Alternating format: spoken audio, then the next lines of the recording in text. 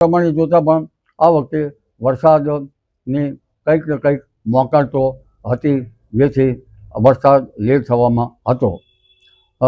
લગભગ રોહિણી નક્ષત્રના ત્રીજા પાયો બગડતા વાયુ ફૂંકાય, એટલે વાયુ જ્યાં સુધી શાંત ન થાય ત્યાં સુધી વરસાદ થાય નહીં. કારણ કે પરંપરાગત જ્ઞાન પ્રમાણે રોહિણી નક્ષત્રની અગત્યતા છે, પરંતુ હવે આદ્રા નક્ષત્રમાં સૂર્ય આવેલ છે અને આદ્રા નક્ષત્રમાં પવનની ગતિ ધીરે ધીરે ઘટશે અને વરસાદ આવવાની શક્યતા રહેશે.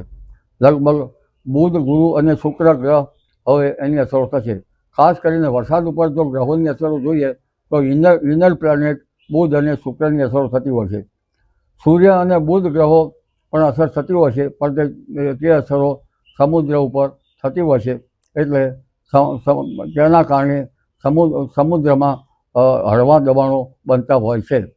બુધ, ગુરુ, શુક્રમાં જળચર રાશિ કર્કમાં આવતા વરસાદની સ્થિતિ ઉજ્જવળ થઈ હતી અને રોહિણી નક્ષત્ર બગડ્યું હતું, એટલે વાયુ ફૂંકાતું હતું.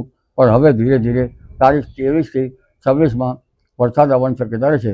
દક્ષિણ ગુજરાતના ભાગો, દક્ષિણ સૌરાષ્ટ્રના ભાગો અને ઉત્તર મધ્ય ગુજરાતના ભાગોમાં તો હળવો વરસાદ કે ઝાપટા થવાની શક્યતા રહેશે, પરંતુ દક્ષિણ ગુજરાત અને સૌરાષ્ટ્રના ભાગોમાં સારો વરસાદ થવાની શક્યતા રહેશે. 29 જૂન પછી જળચર રાશિમાં ગ્રહો આવે છે અને આધુનિક જ્ઞાન પ્રમાણે જોઈએ તો હવાના દબાણો બંગાળ ઉપસાગરમાં 27-28 તારીખમાં થવાની શક્યતા રહેશે.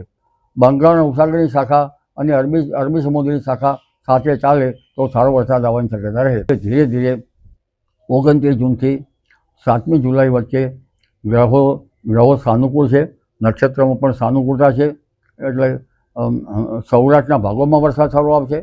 ગુજરાતના અન્ય ભાગોમાં પણ વરસાદ સારો આવવાની શક્યતા રહે છે. ઉત્તર ગુજરાતના ભાગો, મધ્ય ગુજરાતના ભાગો, પૂર્વ ગુજરાતના ભાગોમાં વરસાદ આવવાની શક્યતા રહે છે. દક્ષિણ ગુજરાતના કેટલાક ભાગમાં ભારેથી અતિભારે વરસાદ થવાની શક્યતા છે. કેટલાક ભાગમાં પૂરની સ્થિતિ સર્જાઈ શકે. આ ઉપરાંત દક્ષિણ સૌરાષ્ટ્રના ભાગોમાં પણ કેટલાક ભાગોમાં ભારે વરસાદ આવવાની શક્યતા રહેશે.